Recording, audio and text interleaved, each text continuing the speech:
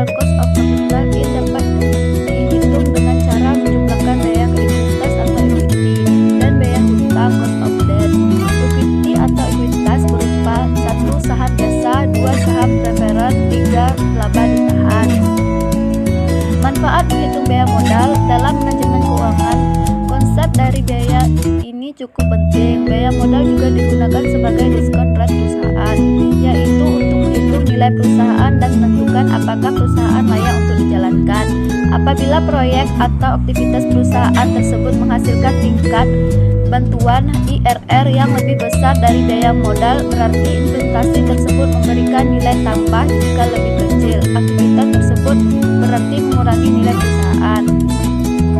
Di sini juga ada cara menghitung biaya modal.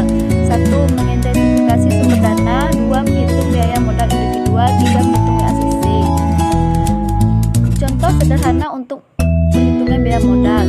Arif berkeinginan untuk membuka kafe. Setelah dihitung, Arif membutuhkan dana atau modal sebesar 30 juta.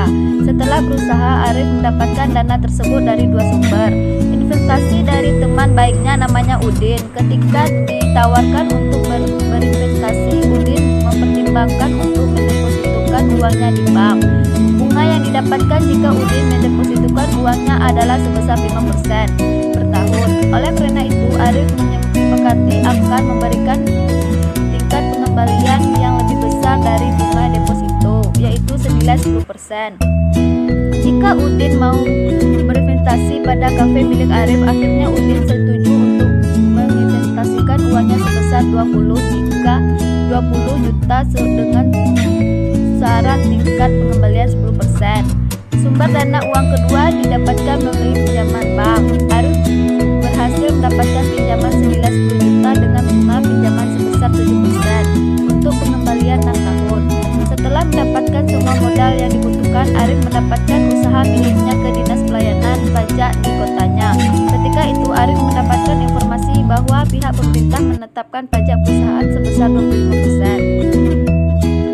Dari informasi yang ada di atas, berapakah biaya modal atau cost of capital untuk kafe Arif? Apa yang bisa Arif simpulkan dari informasi mengenai biaya modal kafenya tersebut? Di sini kita bisa melihat bersama cara mengatasi kapital untuk kafe Arif. Usaha kafe Arif dibilang menguntungkan jika mampu memberikan tingkat pengembalian IRR internal rate of return lebih dari 41%